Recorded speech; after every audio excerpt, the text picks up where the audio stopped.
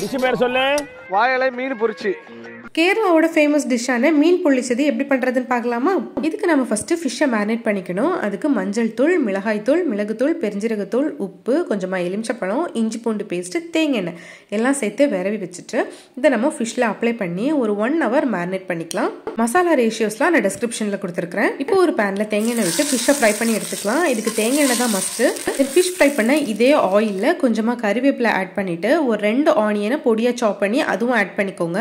பல்லாரி வதங்குறதுக்காக கொஞ்சமா உப்பு சேர்த்து வதக்கிக்கோங்க. பொடியா கட் பண்ண பச்சை மிளகாவும் இஞ்சி பூண்டு பேஸ்டும் சேர்த்து வதக்கிட்டு இதோட ஒரு தக்காளியும் பொடியா கட் பண்ணி அதையும் சேர்த்து வதக்கிக்கோங்க. இப்போ இதுல மசாலாஸ் ஆட் பண்ணிக்கலாம். கொஞ்சமா மஞ்சள் தூள், மிளகாய் தூள், அப்புறமா பெருஞ்சீரகத்தூள், கொஞ்சமா மிளகுத்தூளும் ஆட் பண்ணி வதக்கிட்டு இதுல மெயின் இன்கிரீடியன்ட்டே வந்து கோகனட் மில்க் தான். அந்த தேங்காய் பால் ஆட் பண்ணிட்டு டேஸ்ட்டுக்கு தேவையான உப்பு சேர்த்து இந்த மாதிரி கெட்டியா வதக்கி எடுத்தீங்கன்னா நம்மளோட மசாலா ரெடி. இப்போ நம்ம இந்த மீன் பொதியறதுக்காக இந்த வாழை இலையை தீயில காட்டி ஃபிளெக்சிபிள் ஆக்கிக்கலாம். இந்த வாழை இலையில கொஞ்சமா வந்து கருவேப்பிலை ஆட் பண்ணிட்டு நம்ம குக் பண்ணி வச்சிருந்த மசாலா ஆட் பண்ணிட்டு அது மேல ஃபிஷ் வச்சு மறுபடியும் கொஞ்சம் மசாலா வச்சு கோட் பண்ணிட்டு கொஞ்சமா எலுமிச்சப்பழம் பிழிஞ்சு விட்டு நம்ம இந்த வாழை இலையில மடக்கிட்டு நூல் இல்லைன்னா நார் வச்சு கெட்டிக்கோங்க.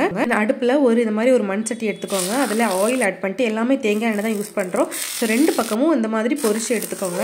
2 சைடும் ஒரு 5 மினிட்ஸ் போட்டு எடுத்தீங்கன்னா சூப்பரா மீன் பொள்ளிச்சது ரெடி ஆயிடும். நீங்க ஓபன் பண்ணும்போதே நல்ல ஒரு மனம் அண்ட் டேஸ்ட்டுமே சூப்பரா இருக்கும். இது நீங்க ரைஸோட சாப்பிட்றத விட ஈவினிங் டைம்ல இந்த மாதிரி கிழங்கோட சாப்பிட்டு பாருங்க, டேஸ்ட் சூப்பரா இருக்கும். கரெக்டாக இந்த டிஷ்ஷை ட்ரை பண்ணி பாருங்க. ட்ரை பண்ணி பார்த்துட்டு எப்படி இருந்ததுன்னு கமெண்ட் பண்ணுங்க. வீடியோவை லைக் பண்ணி ஷேர் பண்ண மறந்துடாதீங்க. அண்ட் இது வரைக்கும் நம்ம சேனலை சப்ஸ்கிரைப் பண்ணலாம், கூடவே சப்ஸ்கிரைபும் பண்ணி